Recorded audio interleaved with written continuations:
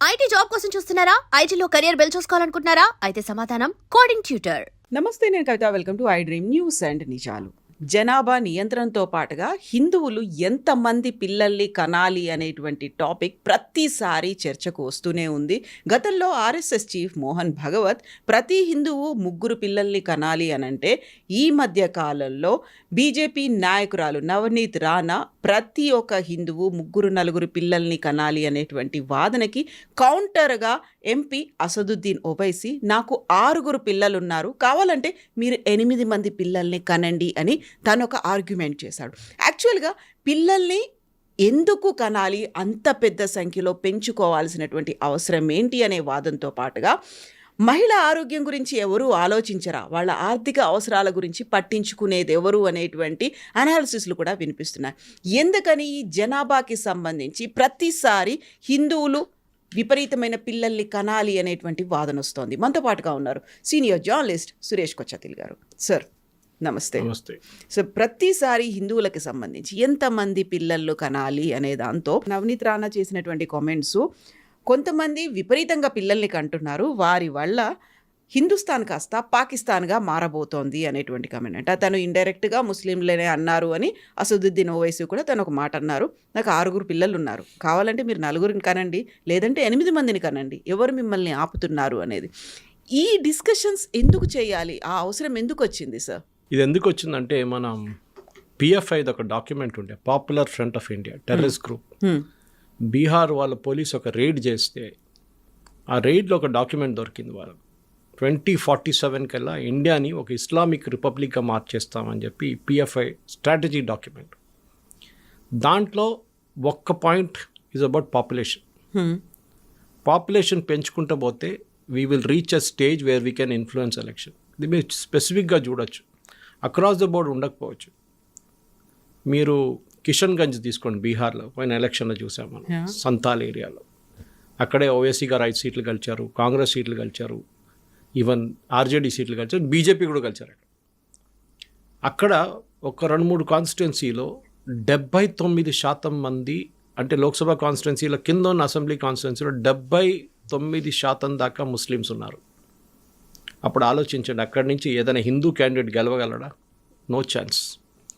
ఇవాళ దాకా మీరు ఓల్డ్ సిటీ నుంచి ఒక హిందూ క్యాండిడేట్ ఎవరైనా గెలిచారా లోక్సభకి? లేదు. మన సెక్యులరిజం గురించి మాట్లాడతాం, అన్నీ మాట్లాడతాం, కానీ అసదుద్దీన్ ఓవైసీ కన్నా ముందు వాళ్ళ నాన్నగారు, ఇప్పుడు ఆయన తర్వాత ఆయన కొడుకు, ఇదే నడుస్తుంటుంది లైనేజ్. ఇది వాళ్ళది. ఇది మనం చూసాం, మోహన్ భగవత్ గారు చెప్పారు, చంద్రబాబు నాయుడు గారు చెప్పారు, చాలామంది చెప్పారు, రిలీజియస్ లీడర్స్ చెప్పారు, మనం పాపులేషన్ పెంచుకుంటూ పోవాలని. I agree, no problem. Stalin కూడా అన్నట్టున్నారు, తమిళనాడు సీఎం స్టాలిన్ కూడా అన్నారు. నా క్వశ్చన్ ఏంటంటే, పిల్లల్ని you can have as money 8 ఏంటి, మొత్తం క్రికెట్ టీం తయారు చేసుకోవచ్చు కావాలంటే, కానీ వాళ్ళ క్వాలిటీ ఆఫ్ లైఫ్ ఏముంటుంది?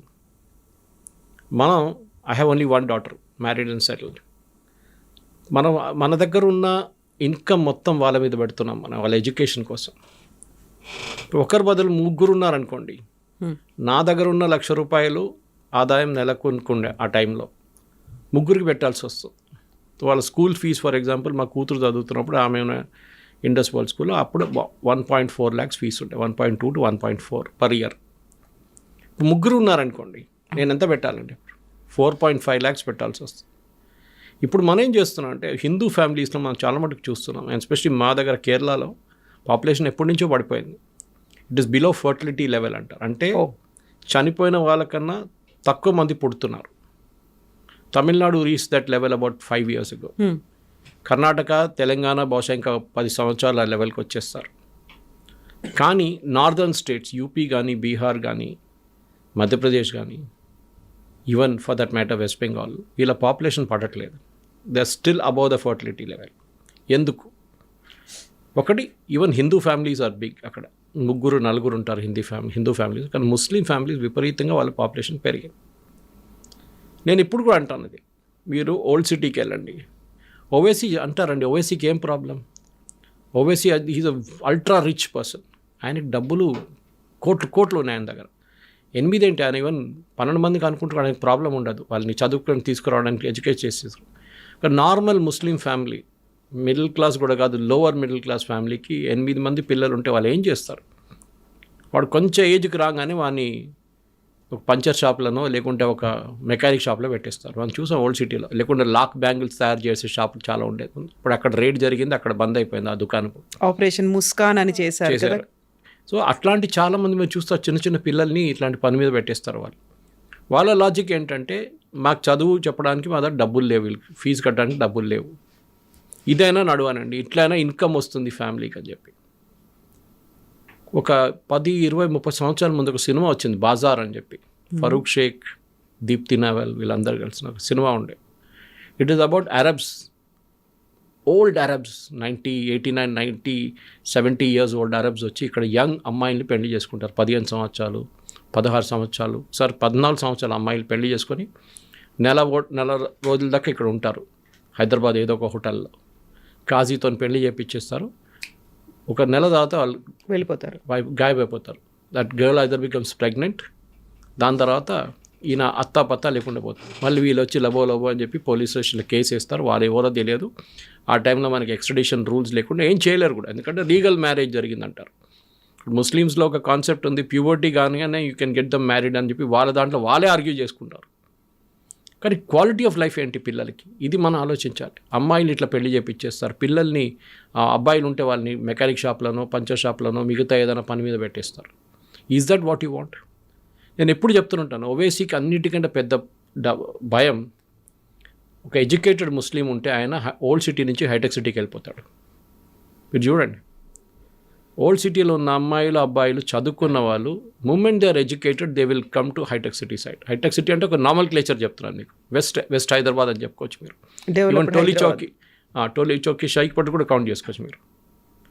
అట్లాంటి ఏరియాస్ కూడా వస్తుంది దానికి. So this is what is happening Kavita garu. ఈ క్వశ్చన్లో హిందువులు ఏం చేయాలని చెప్పి ఒక ప్రశ్న. హిందువులు ఎందుకు, ఈవెన్ హిందూ పాపులేషన్ ఎక్కువనే, బట్ మనం కూడా ఇట్లా చేస్తే పిల్లల్ని స్టాలిన్కి చెప్పడానికి చాలా ఈజీ ఉంటుంది, ఇక్కడ చంద్రబాబు నాయుడుకి చెప్పడానికి చాలా ఈజీ ఉంటుంది, మోహన్ భగవత్ గారు కూడా చెప్తారు. కానీ ఈ పిల్లలకి ఇన్సెంటివ్ ఏమి ఇస్తున్నారు? మీరు ముగ్గురు కనుక చైనా ఏం చేశారు చూడండి. చైనా పాపులేషన్ పాలసీతోనే ఏమైంది, సడన్గా డ్రాస్టిక్లీ వాళ్ళ పాపులేషన్ పడిపోయింది, యంగ్ పాపులేషన్. జపాన్ చూడండి, they become a land of old people. చూసుకోవడానికి ఎవరు లేరు, వాళ్ళు పిల్లలు లేరు. మన దగ్గర కూడా అంతే. ఇప్పుడు చూడండి, మోస్ట్ ఆఫ్ ద, మా దగ్గర కేరళలో చూడండి, ఏ ఇంటికి వెళ్తే కూడా కేరళలో 90% houses are with old people. Youngsters లేరు, మైగ్రేట్ అయిపోయారు. వాళ్ళకి అక్కడ ఉద్యోగం లేదు. Either they gone to other states, people like me, or మిగతా కంట్రీస్కి వెళ్ళిపోతారు, యూరోప్కి వెళ్తారు. ముందు గల్ఫ్ ఉండే, ఇప్పుడు గల్ఫ్ కాదు, ఇప్పుడు అట్రాక్షన్ ఇస్ యూరోప్ నా. అమెరికా ఉండే, అమెరికా అట్రాక్షన్ పోయింది, ఇప్పుడు యూరోప్ వైపు వెళ్తున్నారు. జర్మనీ, ఫ్రాన్స్, పోలాండ్ అట్లాంటి కంట్రీస్కి వెళ్తున్నారు ఇప్పుడు. This is what is happening. Calcutta, west Bengal became old age home long back. ఎప్పుడూ అయిపోయింది ఓల్డ్ ఏజ్ హోమ్. ఎందుకంటే అక్కడ కూడా ముందు కమ్యూనిస్ట్ వాళ్ళు వచ్చి మొత్తం ఇండస్ట్రీని ధ్వంసం చేసిన తర్వాత అక్కడి నుంచి ఉన్న యంగ్స్టర్స్ అందరూ పారిపోతారు.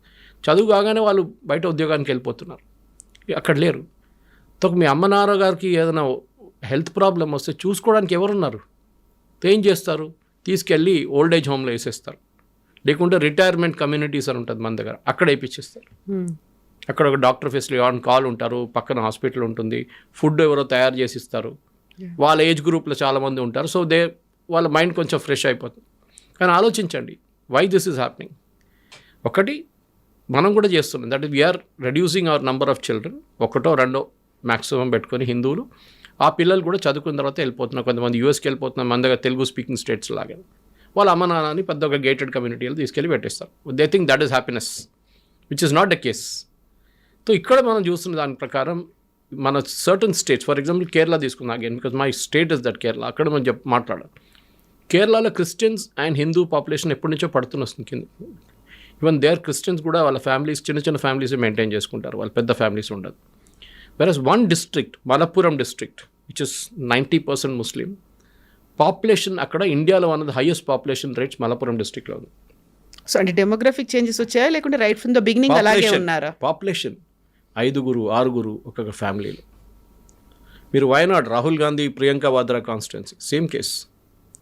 సో ఏమైపోతుందంటే ఒక టైంలో వాళ్ళ పాపులేషన్ ప్రెషర్ పెరిగినప్పుడు వాళ్ళు మైగ్రేట్ అవుతారు.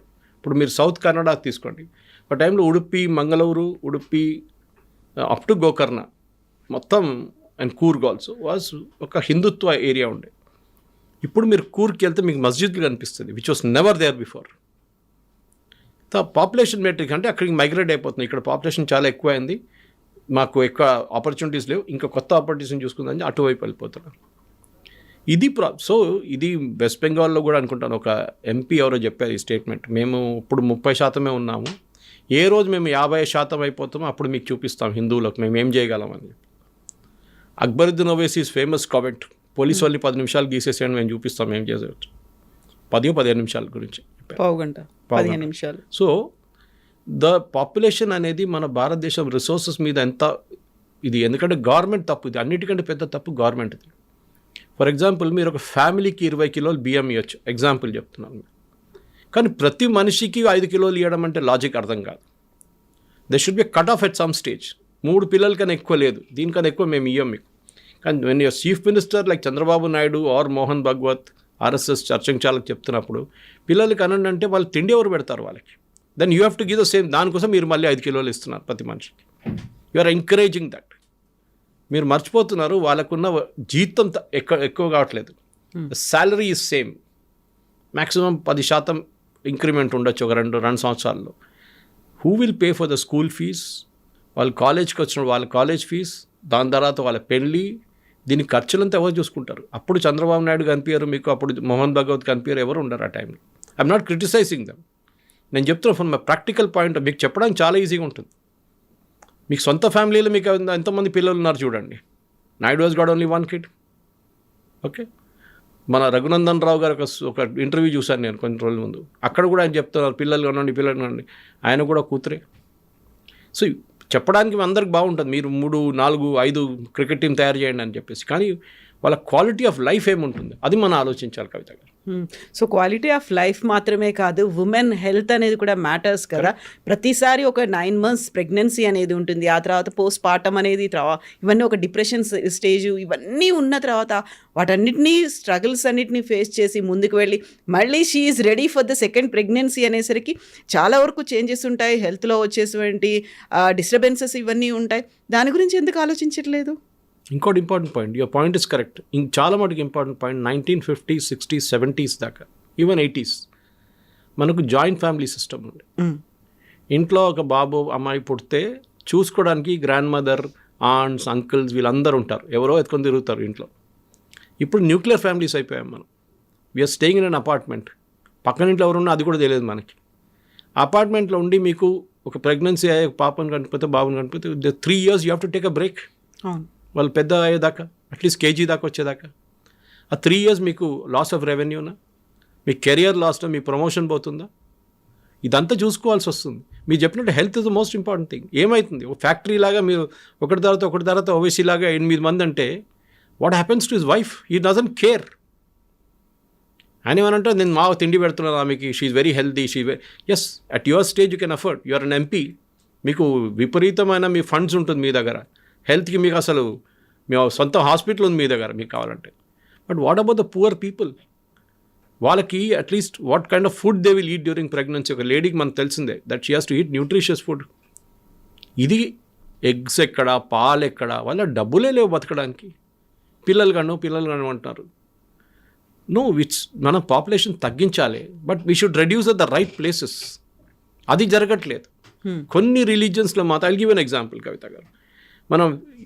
ఐఎమ్ టాకింగ్ ఫ్రమ్ 1951లో. ఓకే, హిందువుల పాపులేషన్ ఆ టైంలో 30 crores, 30 కోట్లు. ముస్లిం పాపులేషన్ 3.5 crores, అంటే అబౌట్ 10%. ఓకే, ఇప్పుడు పెరిగి Hindu population is around 96 crores. What should be the Muslim population? 9.6 or 10. It is 17 crores. This is 2011 census. ఇప్పుడు మినిమం ఒక 24 కోట్లు ఉంటుంది. హిందూ జనాభా పెరుగుతుంది కానీ పర్సంటేజ్ వైజ్ తగ్గుతుంది. ముస్లిం జనాభా percentage wise and number wise కూడా పెరుగుతుంది. At a certain point, maybe ఒక 200-300 సంవత్సరాల తర్వాత these 2 lines will meet. Hindu population తగ్గి వస్తుంది, ముస్లిం population and at certain point like a graph it will meet somewhere. మనం క్రికెట్లో చూస్తూ ఉంటాం చూడండి, ఆ గ్రాఫ్ అట్లా మీట్ అవుతుంది ఎక్కడో ఒక ప్లేస్లో. That is the dangerous thing. ఒకటి మన సివిలైజేషన్ని 5,000-10,000 సంవత్సరాల నుంచి we held on to it.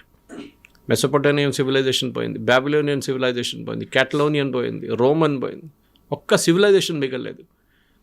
Constantinople అనే ఒక సిటీ ఉంది, ఇప్పుడు where is it today? It is become Ankara. Turkey మొత్తం చేంజ్ చేసేసారు. పెద్ద ఒక చర్చ్ ఉండే అక్కడ, ఆ చర్చ్ని మాస్క్ చేసేసారు వాళ్ళు. That's biggest church, Christian church in the world at one time. ఇది our civilisation is under attack. అది మనం మర్చిపోకూడదు ఎప్పుడు. మనం క్రిస్టియన్ కన్వర్షన్స్ గురించి మాట్లాడతాం. క్రిస్టియన్స్ ఈవెన్ నౌ, కవిత గారు మీకు తెలిసిందే, వెన్ దే కన్వర్ట్, వాళ్ళు ఇఫ్ దే ఆర్ ఎస్సీ వాళ్ళు మెయింటైన్ చేసుకుంటారు. ఎస్సీ అని చెప్తారు అప్పుడు వచ్చి, ఎస్సీ మేము ఎస్సీలో ఉన్నాం, ever SC we converted to Christian, still SC. కానీ ఎస్టీకి వచ్చినప్పుడు there is a problem there. ST they can become ST, but moment SC వాళ్ళు కన్వర్ట్ చేసినప్పుడు they will not say they are SC. మేము ఎస్సీలు కాదు, మేము క్రిస్టియన్స్ కాదు, మేము ఎస్సీలేమని చెప్తారు. హిందూ పేర్లు పెట్టుకుంటారు వాళ్ళు. This is the confusion. Let me clarify. SC వాళ్ళు, ఈవెన్ సుప్రీంకోర్టు జడ్జ్మెంట్ వచ్చింది దీని మీద, దట్ కన్వర్షన్ జరిగితే క్రిస్టియన్ కమ్యూనిటీకి you cannot retain your scheduled caste status. Scheduled tribe మీరు రిటైన్ చేసుకోవచ్చు. షెడ్యూల్డ్ ట్రైబ్ ఈవెన్ నార్త్ ఈస్ట్లో కూడా ఉంది. నాగాలాండ్, మణిపూర్ అంతా ట్రైబ్స్ మొత్తం చాలా మంది క్రిస్టియన్స్ ఉన్నారు అక్కడ. ఇక్కడ మీరు కాశ్మీర్ వైపు బకర్వాల్స్ వీళ్ళందరూ ఉన్నారు, Muslims. They are tribes again, scheduled tribes. ఈ రిజర్వేషన్ కోసం కూడా కొంతమంది కన్వర్షన్ చేసుకున్న తర్వాత వాళ్ళ ఐడెంటిటీని హైడ్ చేస్తారు. దానికోసం క్రిస్టియన్ కౌంట్ ఎప్పుడు తక్కువ చూపిస్తుంది మీకు. సెన్సస్కి వచ్చినప్పుడు వాళ్ళు చెప్పరు, ఎందుకంటే వాళ్ళు ఎక్కడో ప్లేస్లో పట్టుకుంటారని వాళ్ళకి తెలిసి. They will not agree to the fact that they are Christians. Anyway, వాళ్ళ పాపులేషన్ ఇంకా చాలా, that it has not grown substantially. For example, Christian population ఇప్పుడు కూడా చాలా తక్కువ, ఆల్మోస్ట్ అ ఫ్లాట్ లైన్. ఒక 5% పెరిగి ఉంటుంది, ఒక 3%, 4% పెరిగి ఉంటుంది. So this is where the entire problem is coming. Kavita garu, ఏం చేయాలి ఇప్పుడు అనేది క్వశ్చన్ వస్తుంది అన్నమాట. This is all religious groups of grown, దాంట్లో డౌట్ లేదు భారతదేశంలో. కానీ హిందువులు అనేది ఒక పాపులేషన్ మ్యాట్రిక్స్లో ఓవైసీ గారు చెప్పిన దానికో, సర్సంఘ్ చాలక్ చెప్పిన దానికో, చంద్రబాబు నాయుడు గారు చెప్పిన దానికో, స్టాలిన్ గారు చెప్పింది, it is not a question, it is the quality of life of the children. అది చాలా ఇంపార్టెంట్. హస్బెండ్ వైఫ్ ఇద్దరు పనిచేస్తారు. ఎందుకు పనిచేస్తున్నారు? కష్టపడి ఎందుకు పనిచేస్తున్నారు? పిల్లల్ని ద బెస్ట్ ఆఫ్ ఎడ్యుకేషన్ ఇవ్వడానికి. నాకు ఇప్పుడు గుర్తుంది, నా నాన్నగారు రైల్వేలో started as a draughtsmen and retired as an assistant engineer. ఆయన ఎప్పుడు చెప్తుండే, I cannot give you anything except education. డబ్బులు లేవు మన దగ్గర, కోట్లు ఉన్నాయి, యూఎస్కి వెళ్ళండి, అక్కడికి వెళ్ళండి, నేను ఫీజు కడతానంటే ఆయన దగ్గర లేవు. ఆ టైంలో ఈ was a very very middle class family.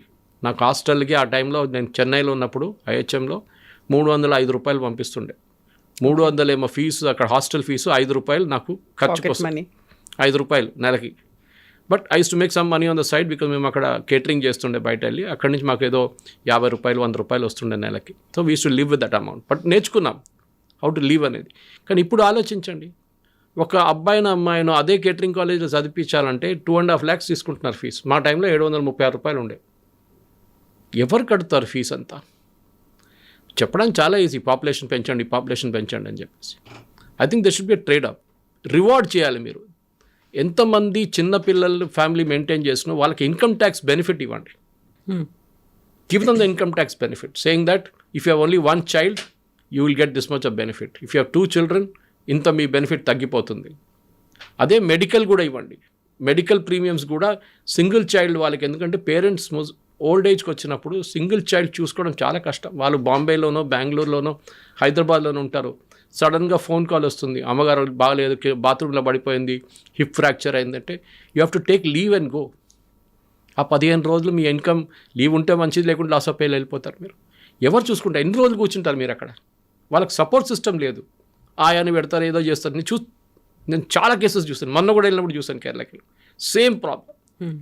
Every other household has this problem. Old ఏజ్లో చూసుకోవడానికి ఎవరు లేరు. ఆ ముసలోళ్ళు 2 ఉన్నారు ఇంట్లో, అంతే. పెద్ద ఇల్లు కట్టారు, వాళ్ళ కొడుకులో కూతురు, దట్స్ ఇట్. ఇదే పరిస్థితి నాకు తెలియదు whether same thing happens in north India అని. కానీ అక్కడ ఇప్పుడు కూడా కొంచెం మటుకు జాయింట్ ఫ్యామిలీ సిస్టమ్ ఉంది అక్కడ. బట్ డౌన్ సౌత్ మన joint family system is totally going of.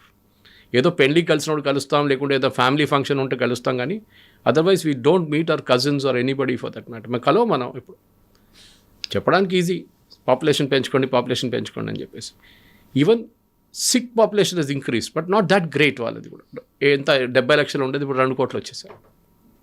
Average for 70 సంవత్సరాల్లో that growth is okay. Jains కానీ పార్సీస్ పాపులేషన్ యాక్చువల్లీ పడిపోతుంది. ఆ కమ్యూనిటీ ఇంకా చిన్న అయిపోతుంది వాళ్ళ population, because they don't marry outside the community. దానికోసం సో ఈ ఓవైసీ గారు చెప్పిన స్టేట్మెంట్కి వాళ్ళ కమ్యూనిటీ గురించి ఆలోచించాలి. ఒకసారి ఆ చార్మినార్ చుట్టుపక్కల ఏరియాలు తిరిగితే ఏ పని చేస్తున్నారో 8 పిల్లలు కనుక్కున్న ముస్లిం ఫ్యామిలీ సంగతి ఏంటని ఆయన ఒకసారి సర్వే చేస్తే బాగుంటుంది. ఇది నా అపీల్ అన్నమాట. సో ఇప్పుడు ఓవైసీ గురించి ఎలాగో మాట్లాడుకుంటున్నాం కాబట్టి వెరీ రీసెంట్గా ఆయన ఇచ్చినటువంటి ఇంకొక స్టేట్మెంట్ కూడా ఉంది. అది ట్రంప్ నికోలస్ మదురోని వెళ్ళి పట్టుకొని ఒక ఖైదీలాగా తీసుకెళ్లారు, వెనిజువేలా అధ్యక్షుడు అయినప్పుడు కూడా ఆయన పట్టుకెళ్లారు. అలా మనం ఎందుకు చేయలేకపోతున్నాము? మనం కూడా పాకిస్తాన్కి వెళ్ళి అక్కడ ఎవరైతే ఉగ్రవాదులు ఉన్నారో, తీవ్రవాదులు మన మీద టెర్రర్ అటాక్స్ చేస్తున్న వాళ్ళని కూడా పట్టుకొని రావచ్చు కదా, ఆ పని మనం ఎందుకు చెయ్యట్లేదు అనేటువంటి క్వశ్చన్ ఉంది. సద్దాం హుస్సేన్ని చంపినప్పుడు ఈ క్వశ్చన్ అడగలేదే ఓవైసీ? లిబియాలో గదాఫీని హత్య చేసినప్పుడు ఈ మాట చెప్పలేదే? డానియల్ ఆర్టెగాని నికరాగ్వన్ ప్రెసిడెంట్ ఇట్లానే కిడ్నాప్ చేసి తీసుకెళ్లారు యూఎస్. అప్పుడు ఇక ఫస్ట్ టైం కాదు యూఎస్ చేసేది, they have done it before also. అప్పుడు ఎవరు మాట్లాడలేదు. ఇప్పుడు మోదీ గారు ఉన్నారు కదా, ఆయన టెస్ట్ చేద్దాం ఒకసారి. మీరు ఏదో అక్కడ వెళ్తే పాకిస్తాన్లో వెళ్తే షబాజ్ షరీఫ్ రెడీగా సూట్ గీట్ అని వేసుకొని బ్యాగ్ ప్యాక్ చేసుకొని కూర్చొని ఉంటారు అనుకుంటారా? They are not Nicaragua, they are not Venezuela. Venezuela ఏం జరిగింది? వాళ్ళ బాడీ గార్డులు కొనుక్కున్నారు America. And we are not America. And we are not America. We are not America. See, Swami Vivekananda ఎప్పుడో చెప్పారు, స్ట్రెంగ్త్ మ్యాటర్స్ ఆల్వేస్. ఎవరి దగ్గర స్ట్రెంగ్త్ ఉంటుందో వాళ్ళకే రెస్పెక్ట్ ఉంటుంది. Nobody will respect a week nation. మన స్ట్రెంగ్త్ మనం చూపించడానికి ఇంక చాలా వేస్ ఉన్నాయి చూపించడానికి. వెళ్ళి కిడ్నాప్ చేసి తీసుకురాక్కర్లేదు. రేపు పాకిస్తాన్కి అయితే we will also kidnap your people. ఏం చేస్తారు అప్పుడు? మరి ఆ కిడ్నాపింగ్ అయిపోతుంది. ఇది ఒక కంట్రీగా ఉండదు, మళ్ళీ ఎక్కడ మిగిలిపోదు. ఇప్పుడు ట్రంప్ చేసింది కూడా చూడండి. ఇప్పుడు దానికి what all impact it has. ఇప్పుడు గ్రీన్లాండ్ గురించి మాట్లాడుతున్నాడు, అందరూ యూరోపియన్స్ కలిసి ఆయన మీద పడ్డారు. ఇప్పుడు ఎట్లా గ్రీన్లాండ్ గురించి మాట్లాడుతున్నారు మీరు? What do you think of yourself? Trump వెళ్ళిపోతారు 2 yearsలో. What happens after that? వచ్చిన ప్రెసిడెంట్ సడన్లీ ఈయన పార్డన్ చేస్తే ఏం చేస్తారు? సరే మీరు వెళ్ళిపోండి, go back to your country అంటే ఏం చేస్తారు? What face will Trump show then? తో ఓవైసీకి చెప్పడం చాలా ఈజీ. ఇదే మాట ఆయన ముందు అడగాలుండే. ఆయన చాలా సంవత్సరాల నుంచి ఎంపీ కదా, అప్పుడు అడగాలుండే. మీరు దీనికన్నా ముందు జరిగింది కదా, సద్దాం హుస్సేన్ని చంపారు కదా, అందర nuclear weapons of mass destruction ఉందని చెప్పేసి మనం కూడా వెళ్ళి పాకిస్తాన్ని మొత్తం వాళ్ళ ప్రెసిడెంట్ని ప్రైమ్ మినిస్టర్ని చంపేద్దాం. ఎందుకంటే ఇప్పుడు కూడా అంటున్నారు బెనజర్ భుట్టోని చంపింది భారతదేశం అంటారు వీళ్ళు. వాళ్ళ కాన్స్పిరసీ థియరీస్లో అది కూడా ఉంది ఇప్పుడు కూడా. But that is not a point. Point is మీరేం చేశారు? పాకిస్తాన్లో వాళ్ళ ప్రైమ్ మినిస్టర్నే వాళ్ళు ఉరేశారు. వాళ్ళు జుల్ఫికర్ అలీ భుట్టో, బెనజర్ భుట్టోని చంపారు. ఎవరో చంపారు మనకు తెలియదు. వాళ్ళ హిస్టరీలో ఉంది అది. జియావుల్ హక్ని వాళ్ళ ఎయిర్క్రాఫ్ట్లో బాంబులు పెట్టి పేల్చేశారు Americans. So that culture is always there. మనం చేయాల్సింది మనం చేస్తున్నాం. Maybe we need not do it at the senior level. మనం ఆపరేషన్ సింధూర్లో ఏం చేసాం? వాళ్ళ టెర్రర్ టార్గెట్స్ని కొట్టాం, 8 టెర్రర్ టార్గెట్స్ని కొట్టాం. That is what is required. అంతే చేసాం మనం. అదే టైంలో మనం వెళ్ళి షబాజ్ షరీఫ్ని బాంబ్ చేసి ఆయన చంపడం అంటే that would have resulted in a different game altogether. International డిప్లొమసీలో ఇది పనిచేయదు. You are India and they are Pakistan. America రేపు వచ్చి ఒక హైపోథెటికల్ సిచ్యువేషన్ తీసుకుందాం. పాకిస్తాన్ నుంచి ఒసామా బిన్ లాడెన్ తీసుకెళ్లారు కదా, నిజంగా జరిగిన ఇన్సిడెంటే కదా. మీరు అడగొచ్చు రేపు, అరే అట్లనే మనం వెళ్ళి ఈయన ఉన్నాడు కదా లష్కరే తోయిబాలో హఫీజ్ సయీద్ని ఎవరైనా ఎత్తుకొచ్చేద్దాం అని అక్కడి నుంచి. జైషే మసూద్ అజర్ ఉన్నాడు, అందరు ఉన్నారు, వాళ్ళని ఎత్తుకొచ్చేద్దాం అక్కడి నుంచి అంటే ఎస్, ఇజ్రాయెల్ చేస్తుంటారు అట్లాంటి పనులన్నీ. ఇజ్రాయెల్ ఎత్తుకోరారు కానీ చంపేస్తారు వాళ్ళు. మనం కూడా చేయొచ్చు కదంటే we did 1 step of it. కానీ ఆయన పట్టుకురావడం అని అక్కర్లేదు, because it's going bigger headache again. ఈ అఖండ భారత్ మాట్లాడుతున్నట్లు అయిపోతుంది అది కూడా. పాకిస్తాన్ ఆక్యుపైడ్ కాశ్మీర్ని రేపు వెళ్ళి గుంజుకొని మన వైపు తీసుకొద్దాం. వాళ్ళు వస్తారా? వాళ్ళు రెడీగా కూర్చున్నారు. మన దగ్గర ఆల్రెడీ టెర్రర్ ప్రాబ్లం ఉంది కాశ్మీర్లో, ఇంకొక టెరిటరీని యాడ్ చేస్తే ఇంకా డబుల్ అయిపోతుంది మనకి. సో చెప్పడానికి ఈజీ ఓవైసీ గారికి, మోదీ గారి ఇట్స్ ఇంటర్నేషనల్ గేమ్లో అది చాలా మంచిగా ఉంటుంది. పాకిస్తాన్ వెళ్ళి చెప్పండి అన్నమాట. Let him go to Pakistan, hold a press conference in Islamabad. ఇదే మాట అక్కడ రిపీట్ చేయమని చెప్పండి. మీ ప్రెసిడెంట్ని మా ప్రైమ్ మినిస్టర్ వచ్చి ఎత్తుకెళ్ళిపోతే, మా ఆర్మీ ఇండియన్ ఆర్మీ వచ్చి ఎత్తుకెళ్ళిపోతారు మీ ప్రెసిడెంట్ని చూడండి అని చెప్తే ఆయన పాకిస్తాన్ నుంచి బయటికి రానియరు వాళ్ళు, తర్వాత అక్కడే ఉండిపోవాల్సి వస్తుంది దానికి. So it's not easy. International లెవెల్లో డిప్లొమసీ అని ఒక మాట ఉంటుంది. యూఎస్ దానికి దే డోంట్ కేర్ యాక్చువల్లీ. మనం దీనికి ఫస్ట్ టైం కాదు. వియట్నాం చూసాం, సొమాలియా చూసాం, సిరియా చూసాం, విసా ఇరాక్, ఆఫ్ఘనిస్తాన్, మన ఇరాన్లో కూడా షా ఆఫ్ ఇరాన్ మార్చారు కదా వీళ్ళు. They were ruling before. Shah of Iran ఎవరిది ప్రాక్సీ ఉండే? యూఎస్ ప్రాక్సీ ఉండే. సో ప్రతి చోటు 75 కంట్రీస్లో, I was hearing professor Jeffrey సాక్స్, ఆయన యుఎన్ అసెంబ్లీని అడ్రస్ చేశారు నిన్న. దానికన్నా ముందు కూడా ఆయన మాట్లాడారు. తర్వాత మన కొన్ని ఛానల్స్కి ఇంటర్వ్యూ కూడా ఇచ్చారు ఆయన. ప్రొఫెసర్ జెఫ్రీ సాక్స్ అన్నారు 77 కంట్రీస్లో US has interfered. Okay, internal అఫైర్స్లో. మనం ఒక్క కంట్రీ గురించి మాట్లాడుతున్నాం ఇక్కడ. ఆంగ్ సాన్ సూచీని తీసుకొచ్చింది వాళ్ళు, తింపింది కూడా వాళ్ళే. ఇది వాళ్ళ స్ట్రాటజీ. నచ్చకపోతే అంత సంగతి, వాళ్ళు తీసేస్తారు. అది it can see president Trump అనేది ఇంకో లెవెల్కి వెళ్ళిపోయింది ఆయన. కానీ దీనికన్నా ముందున్న వాళ్ళు మహాత్మా గాంధీ కాదు అక్కడ. వాళ్ళు కూడా నంబర్ 1 కిలాడీలు వాళ్ళు. ఒబామా ఉండనివ్వండి, క్లింటన్ ఉండి, ఎవరైనా కానీ they also played their own game. John F Kennedy time నుంచి బే ఆఫ్ పిగ్స్ జరిగింది మనకు తెలిసింది, Fidel Castro. Marco Rubio, the present secretary of state, ఆయన ఈజ్ ఒరిజినలీ ఫ్రమ్ క్యూబా. ఆయన అక్కడి నుంచి పారిపోయి వచ్చిన ఫ్యామిలీ నుంచి ఉన్న మనిషి. ఆయనకు కోపం ఉంది. లాటిన్ అమెరికన్ కంట్రీస్ అంటే ఆయనకు కోపం వస్తుంది, ఎస్పెషలీ క్యూబా. నెక్స్ట్ చూడండి, క్యూబా ఉండొచ్చు, బట్ అక్కడ తీసుకొచ్చి ఏం చేయలేరు వాళ్ళకి. Because Castro is no longer there. ఎవరో ఇంకొకటి కూర్చుని ఉంటాడు, ఆ పేరు కూడా తెలియదు మనకి. 3 పేర్లు కూడా చెప్పారు కదా, క్యూబా, కంబోడియా అండ్ మెక్సికో అనేది కూడా ఉంది కదా. Colombia, sorry Colombia, Cuba, Colombia. Colombia is వీళ్ళు డ్రగ్ అంటారు కదా, డ్రగ్ది పెద్ద హెవెన్ కొలంబియా. వీళ్ళకి దమ్ముంటే వాళ్ళు పట్టుకోవాలి. షేక్ గెవారా ఎక్కడి నుంచి వచ్చారండి? బొలివియా నుంచి వచ్చారు కదా, బొలివియన్ జంగల్స్ నుంచి వచ్చారు. ఇవాళ నంబర్ 1 డ్రగ్ అడిక్ట్, అందరు తెలిసింది. ఈవెన్ కమ్యూనిస్ట్ వాళ్ళు అంగీకరిస్తారు అది. అప్పటి నుంచే వాళ్ళకి డ్రగ్ ప్రాబ్లం ఉంది అక్కడ. సో కొలంబియాని మీరు ఎందుకు రేట్ చేయట్లేదు? మీరు వెనిజువేలా ఎందుకు దొరికారు మీకు అంటే, you are able to penetrate that system. మీరు 32 బాడీ గార్డ్స్ని కొనుక్కున్నారు, and most of them were Cubans. ఆలోచించండి, ఆయన వెనిజువేలన్ బాడీ గార్డ్స్ని పెట్టుకోలేదు. He put Cuban bodyguard, because ఆయన సొంత కంట్రీ వాళ్ళని కూడా ఆయనకి నమ్మలేదు. ఇక్కడ మన నిజాం లాగానే, నిజాంకి అదే ప్రాబ్లం ఉండే, నిజాం హైదరాబాద్. ఇక్కడ లోకల్ హైదరాబాద్ ఆయన బాడీ గార్డ్స్గా పెట్టుకోలేదు. ఆయన ఆఫ్రికా నుంచి తెచ్చుకున్నారు. ఆఫ్రికా నుంచి మొత్తం కంటింజెంట్ తీసుకొచ్చి ఆయన బాడీ గార్డ్గా పెట్టుకున్నాడు. వాళ్ళని మాసప్ ట్యాంక్లో పెట్టారు ఫస్ట్ ఆ టైంలో. దానికోసం ఆఫ్రికన్ క్యావలరీ గార్డ్స్ అంటారు, ఏసీ గార్డ్స్ అంటారు ఏరియాని. ఇప్పుడు వాళ్ళు బర్కస్ వెళ్ళిపోయింది. అదే కమ్యూనిటీ ఇక్కడ ఉండే సిద్దీస్ అని. This is wear it is. So మీరు ఆ సిస్టమ్ని పెనిట్రేట్ చేశారు. మనం చేయక్కర్లేదు. అన్నోన్ గన్మెన్ మన దగ్గర చాలామంది ఉన్నారు. అక్కడ వెళ్ళి మన పని చేస్తున్న వాళ్ళు చాలామంది ఉన్నారు. We're regularly seeing that. So Owaisi గారు ఆయన డ్రాయింగ్ రూమ్లో కూర్చొని దాంతో చెప్పవచ్చు, దమ్ముంటే అక్కడ పాకిస్తాన్కి వెళ్ళండి, ఇస్లామాబాద్ కూర్చొని ఇదే ప్రెస్ కాన్ఫరెన్స్ అక్కడ చేయమని చెప్పండి. తర్వాత ఆయన తిరిగి వస్తారో లేదో మనం చూద్దాం. మనం ఇక్కడే ప్రతిసారి కూడా మోదీకి సంబంధించి ఆయనకున్నటువంటి గట్స్ కావచ్చు, ఆయనకున్నటువంటి కాన్ఫిడెన్స్, ఆయనకున్నటువంటి శక్తి గురించి ఒక మాట వస్తుంటుంది, 56 ఇంచెస్ చెస్ట్ అనేది. సో మీ 56 ఇంచెస్ చెస్ట్ పవర్ ఏంటో చూపించండి అని ఒక మాట కంటిన్యూషన్లో చెప్పారు ఓవైసీ. ఆల్వేస్ పవర్ అనేది ఫిజికల్ పవర్గా చూపించక్కర్లేదు, మెంటల్ పవర్గా కూడా ఉంటుంది. ఇజ్రాయలీస్ని చూడు, నేర్చుకోండి. అది ఒలింపిక్స్లో, మ్యూనిక్ ఒలింపిక్స్లో వాళ్ళ అథ్లీట్స్ని చంపారు, పాలెస్టీనియన్ టెర్రరిస్ట్. ఐ థింక్ 11 మంది ఉన్నారు అనుకుంటా టెర్రరిస్ట్. దాని తర్వాత వాళ్ళందరూ మాయమైపోయారు, ఆల్ డిసపియర్డ్. కానీ ఒక్కొక్కరిని, the last guy was caught after 30 years. ఎక్కడో బ్రెజిలియన్ జంగిల్లో కూర్చున్నాడు, అక్కడ వెళ్ళి కొట్టారు వాళ్ళు. That is what you need to do. మనం ఇజ్రాయెల్ దగ్గర నుంచి నేర్చుకోవాలి. ఖత్తర్లో వెళ్ళి కొట్టారు, ఇరాన్లో కొట్టారు. ఇరాన్ న్యూక్లియర్ సీక్రెట్స్ మొత్తం దొంగతనం చేసుకొని తీసుకొచ్చారు, సీడీలు మొత్తం ఎత్తుకొచ్చేసారు వాళ్ళు. మీరు 56 ఇంచ్ చెస్ట్ చూపించి నేను వెళ్ళి కొడతాను రేపని, కానీ that is not how the world functions. స్మార్ట్గా బిహేవ్ చేయాలి, చాలా డిప్లొమాటిక్గా చేయాలి. నవ్వుతూ అని కొట్టాలి, వాడు కూడా నవ్వాలి కొట్టిన తర్వాత. అట్లా ఉండాలన్నమాట. సో పవర్ నేను వెళ్ళి నీ మీద బాంబు వేస్తాను, నాట్ లైక్ యూఎస్. ట్రంప్ చేస్తాడు ఇట్లాంటి పనులన్నీ, బికాజ్ హీఈస్ నాట్ స్టేబుల్. ఆయన ఒకరోజు ఒకటి పిల్లి తెల్లదంటే ఆ తెల్లదంటాడు, రేపు నల్లదంటాడు మళ్ళీ. అదే ప్రాబ్లం వాసిలేట్ అవుతూనే ఉంటాడు Trump. We cannot behave like that. 50 inches chest నేను చూడు కొడతాను నేను, ఏదో బాక్సింగ్ మ్యాచ్ అది, లేకుంటే WWF ఇదే కదా మనం అడగాల్సింది. So we should behave in a very mature way. Modi garu చూడండి, మన మీద శాంక్షన్స్ పెట్టారు, టారిఫ్ పెట్టారు, ఏమైనా రియాక్ట్ అయ్యారా? లేదు. ఇప్పుడు కూడా ట్రంప్ మొన్న స్టేట్మెంట్ ఇచ్చారు. ఫస్ట్ డే ఏమన్నారు, నాకు మోదీ గారి మీద కోపం ఉందన్నారు.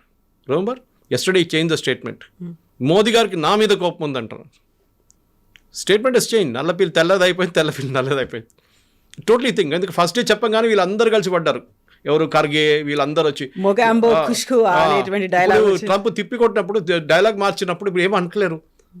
మోదీ గారికి నా మీద కోపం ఉందండి, న్యాచురలీ కోపం ఉంటుంది. What he said is right, but the first statement was wrong. ఎందుకంటే he just talks off the cuff. ఏ పేపర్ చూసుకొని చదవరైనా. మొన్ననే చూసాను ఫస్ట్ టైం ఈ వెనిజువేలా జరిగిన తర్వాత ప్రెస్ కాన్ఫరెన్స్ మీడియాని అడ్రస్ చేసినప్పుడు పేపర్ చూసుకొని చదువుకుంటున్నాడు. ఈ was looking down all the time. ఎందుకంటే వాళ్ళకి భయం, వాళ్ళ మార్కో రూబియో కానీ మిగతా పీటర్ హెస్కెత్ కానీ వాళ్ళకి భయం అంటే ఈయన ఏం చెప్తాడో తెలియదు కదా, పేపర్లో రాసేద్దాం అదే చదువుతాడు అని చెప్పేసి. లేకుంటే మేము బ్రెజిల్ని కాన్కర్ చేస్తాం ఎల్లుండి, మేము నికరాగువాని చేస్తాం, మేము ఎక్వడార్ వెళ్ళి కొడతామంటే then it becomes a mess. ఇప్పుడు ఆల్రెడీ చూడండి, ఇప్పుడు ఆయన అన్నారు ఫస్ట్ డే కాగానే అన్నారు మా యుఎస్ ఆయిల్ కంపెనీస్ అక్కడ వెళ్ళి ఫుట్బాల్ ఆడుకుంటారని చెప్పారు. ఇప్పుడు ఏమైంది, షెవ్రాన్ మాట్లాడలేదు, ఎక్సాన్ మొబైల్ మాట్లాడలేదు, ఎందుకంటే they are public limited companies, shareholders ఉన్నారు వాళ్ళు. ట్రంప్ ఇవాళ ఉంటాడు, రేపు వెళ్ళిపోతాడు. 4 సంవత్సరాల తర్వాత పెట్టుబడిన $20 బిలియన్, $30 బిలియన్, $40 బిలియన్ పోతే అట్లనే.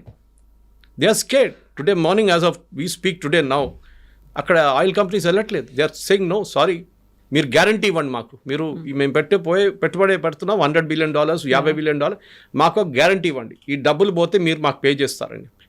ఏ ప్రెసిడెంట్ ఇవ్వరు అది, ఎందుకంటే ఆయన ఉండడు కదా 2 సంవత్సరాల తర్వాత. ఇది ప్రాబ్లం. సో ఐ థింక్ ఈ 56 ఇంచ్ జస్ట్ చెప్పడానికి అంతా డ్రాయింగ్ రూమ్లో కూర్చొని మాట్లాడచ్చు. మన దేశం ఎట్లా అంటే డ్రాయింగ్ రూమ్లో కూర్చొని ఐపీఎల్ చూసుకుంటే మహేంద్ర సింగ్ ధోని దగ్గర బ్యాటింగ్ ఎట్లా చేయాలని మనం చెప్తాం. మన వాళ్ళు చాలా ఎక్స్పర్ట్స్ మన దాంట్లో. ఫీల్డ్ వెళ్ళి ఆర్డర్ ఒకసారి అంటే అప్పుడు తెలిసిపోతుంది కలర్ వీళ్ళది. మనం డ్రాయింగ్ రూమ్లో కూర్చొని చెప్తాయి ఏం బ్యాటింగ్ చేస్తున్నావు, ఇట్లా నా బ్యాటింగ్ చేసేది. This is how we even talk politics also. This is the problem with us. We're armchair experts, field కాదు. That's a difference. Yes, sir. And don't forget to subscribe to iDream. And for more videos, Please subscribe to iDream. Please subscribe to iDream. Please subscribe iDream. And please subscribe to iDream. For more videos, subscribe to iDream. please like, share and subscribe to the channel. Congratulations, iDream. Subscribe to iDream. Subscribe to iDream. So subscribe to iDream Media. iDream ki iDream team andarki huge congratulations. Please subscribe iDream Media. Please subscribe to iDream. Subscribe iDream. Please subscribe to iDream. iDream అంటే నా కళల channel subscribe చేసుకున్న నోరు తిరుగుతలేదు, మీరైతే గంట గుర్తు కొట్టండి. For more such videos, please subscribe to iDream. Subscribe to iDream. Please subscribe to iDream. Please subscribe iDream Media. Please do subscribe to iDream. Please subscribe to iDream Media. For best entertainment and information, please subscribe iDream.